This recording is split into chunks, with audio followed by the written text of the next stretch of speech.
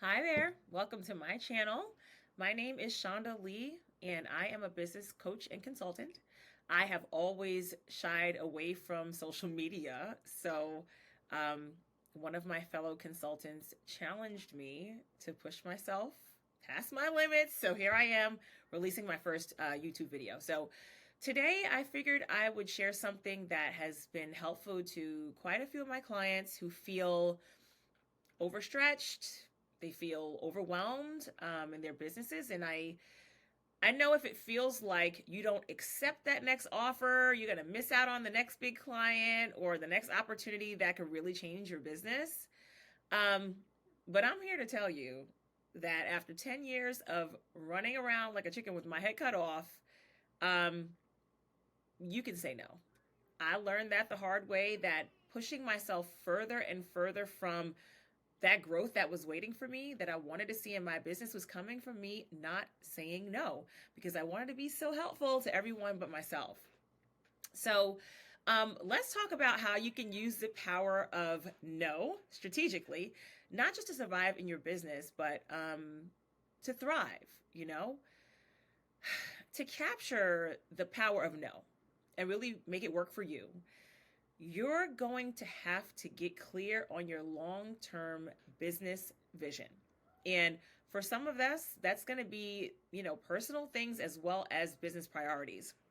So if what you're doing right now does not align with your long term goal, that's great. That's where your journey to reclaiming that control of your business is going to begin. And just be honest with yourself and dare yourself to kind of like dream a little bit. Like, take a breath, think to yourself, the chaos of running the business, that's part of it, right? Just kind of take some time and reflect on what it takes for you to be successful. And you're going to have to define your priorities, kind of like writing out a roadmap, like where you are today. From there to where you need to go, what is it you need to do? Is it networking? Is it cold calling? Is it training sales reps? Is it cutting your hours? For me, when I started to restructure my business, right, outside of the income, one of my priorities was aligned with my being a mom, spending time with my family for dinner, being present, and not always being available 7 days a week. So I had to agree that I absolutely was not going to be on the phone all day, cold calling people, chasing people, texting, picking up the phone because someone decided they wanted to talk to me at 7:45 p.m. Like, that was canceled. So, what is the biggest change that has to happen in your business to redirect you? Also, I had to create the right systems, the right processes to handle my clients when I was unavailable, right? That was on the top of my priority list. So, from the way I attracted and onboarding my clients, I knew it could not be phone intensive, right? And solving that problem was one of the biggest roadblocks to creating that business that I wanted. And that was keeping me from my goal. So, again, what are your priorities? How does that align with your vision? And what is really the biggest boulder standing in the way of that? You have to list it out. And getting that to be crystal clear really helps you to navigate the countless decisions that you have to face every day and really figure out what it takes to change those tasks, and make sure that you're ensuring that you're moving in the right direction so that you're not just moving around and getting nothing done. So, the clarity of vision, right? Once you have those priorities, they're clear, you have got to get clarity in your vision. You really want to make sure that things that you're doing is aligning with your goals, not just for the short term, but for long term. So I had a client who I love to death. She started a business with $200 and a Metro card in New York City that blew up, right? But she had no idea where she was going. She's making $600 a day 15, 20 years ago, and that was a big deal for someone who did not have a degree. But eventually, she got bored. I mean, she didn't have any goals tied to the business other than making money. And when she hit that, she started when she was dead broke. Ultimately, she just got bored and she ended up selling that business to someone who was super passionate about it, right? And they turned that business into an 8-figure training business, something she was bored with. So it's a really sad thing to see, but I meet countless people who give up on businesses that could grow exponentially because they just aren't looking at it the right way, right? There's no real goal line to it, right? Tied to that business, I mean, they can't even be grateful for what they have. So if she could have just had some gratitude, right? It could have helped her reimagine something that she ultimately gave up on. So it was a tough decision for her, and a sad one. So really, what does success look like for you with the business that you have right now? So what kind of business do you want to build? And more importantly, what kind of legacy do you want to leave? These are questions that you must ask yourself. And when you're clear on your vision, every time you say no to something else, it becomes that much easier because you know exactly what you're working towards. So sometimes that's going to be a no to bringing on another client, or no to hanging out on a Saturday night or watching Netflix with your husband. I know because I've said it, but you have got to be in alignment with your goals. So when you have your priorities defined and they're clear, now you're recommitted back to your business, right? And it's crucial to ensure that everything you do, you say, and learn is going to align with that goal. Let me go to the next slide. So, for example, I had a client who was having focus issues, right? Could not get any momentum. We thought it was the schedule. Honestly, she signed up for 3 different training programs that year and didn't know what direction she was going in. So obviously she couldn't stay focused, right? Her brain was like, we're learning how to build funnels. We're going to open a Shopify store. We're going to start a YouTube channel. I mean, she has so many things on her plate that it was just messy. And that messiness right there is what you have to say no to. Real magic can happen when you start to compound, right? When you start to focus on the one thing you want to do and take massive action in that direction. When your words, your actions, and everything aligns with those goals, you become super productive.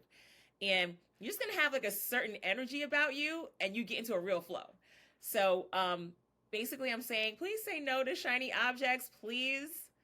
That is another way that you're definitely going to regain that control of your time, because you're not going to be spending time endlessly searching for hacks and tricks and this and that and the other. You're going to be putting in real work, right, in the business that you have right now.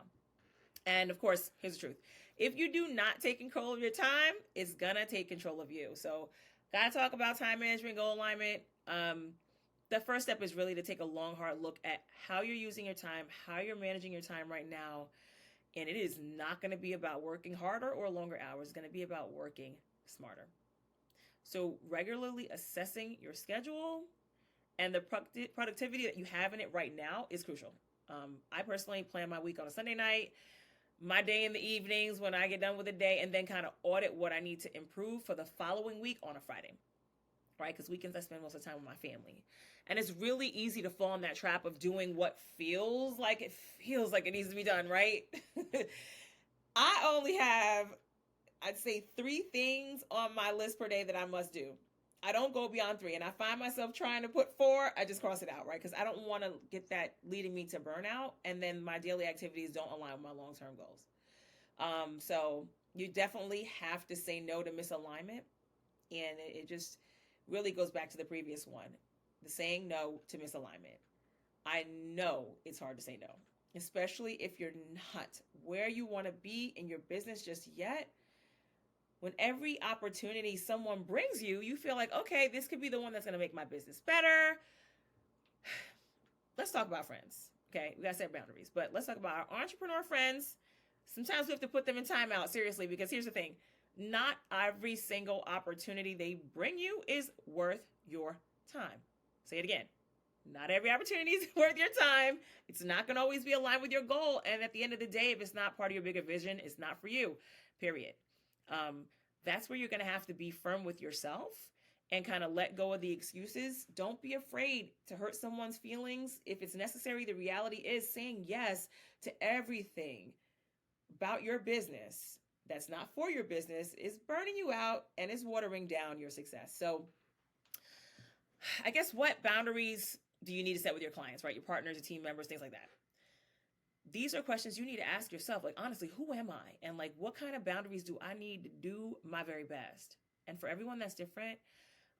For example, I noticed with my kids, like boundaries with kids and things like that. I noticed that the way they treated their grandmother is different than the way they treated me. And I'm like, okay, I see you can get away with that with me, but it's not going to work with honey grandma, right? They already know who to play the game with because I already told them what they can get away with. And your clients, your friends, they already know that. Same thing. So you're setting the tone for what you're willing to accept. But seriously, you deserve clients and partners who respect your values and are really aligned with your business goals, period. And right now, if they're not, this is not the time to have them like in your life, in your business, helping you with anything until you get clear on that, right? And by the way, when you set those boundaries, you know, that tells them to respect you. And if they give you a hard time, you need to know how far you're willing to go prior to putting a stop to their behavior. And just know in advance what you're willing to give. And if that partnership and what you're trying to do is not aligned, you have to let it go. So, yes, say no, be selective, confident, and knowing that the right opportunities will come to you. They'll get over it, right? Um, I have a lot of introverted business owners and coaches who they just really want to help people, right? They got hearts of gold, and the idea of marketing, selling, and putting themselves out there feels gross, and they just feel like they don't like sales, right? Listen, for my coaches, you started this business because you have something valuable to offer, a way to genuinely help others. And if you don't want to get better at sales, you are dead wrong. You are leaving those people who need you out there to get devoured by the wolves, right? Because shysters, they're great at marketing and sales. So it's your duty to make sure that you are too. That's the bottom line, right? If you care about these people, get better at what you do, right?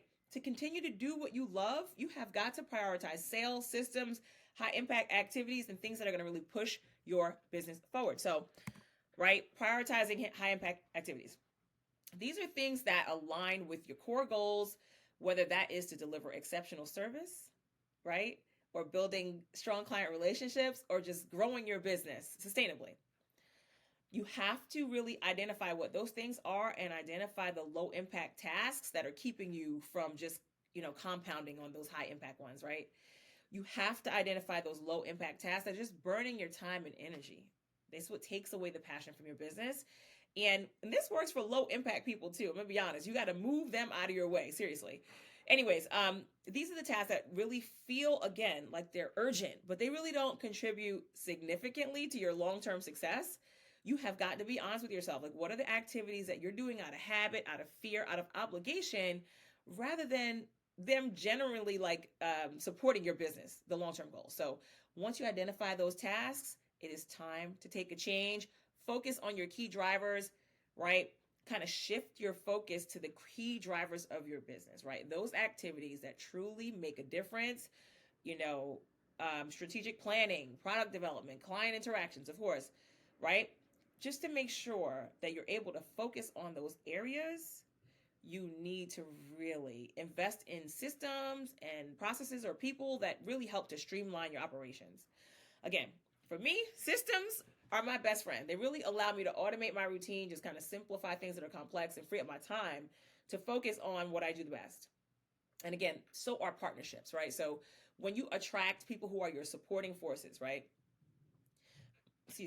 You don't have to do this alone. One of the most powerful things you can do as a business owner is to find those strategic alliances with people who happen to excel in areas where you don't, whether you can learn from them or they can do some of the work for you. I mean, you don't have to be an expert in marketing. That's what experts are for, but you really have to understand the basics of how things work together for your business is your responsibility, and collaborating with people who support you. It really helps for you to bring everything together in your business and make sure you're able to shine. So when you stay focused on what you love, helping people, right? Then all these things can work together. And the more you're in that flow and you know what's going on with marketing, right? You're not thinking, oh my gosh, this person's charging me an arm and leg and I don't even know how it works, right? You understand it. Now you can stay in the flow and you can stop dragging yourself through these low impact tasks that just feel awful, right? Either you suck at it or you hate it, right? So just let it go. And then your business will thrive. It'll grow and you'll really be able to help more people by focusing on those high impact activities. So again, get some systems in place, build a supportive team around you, and then it's all yours, right? Remember, your time is the most valuable resource you have. Use it wisely and just let those other people help you get things done. Seriously. I feel like I cannot forget tech consultants, right? Solo devs. Guys, I feel you. Like, you're in business because you love what you do, building stuff, solving problems. Got it.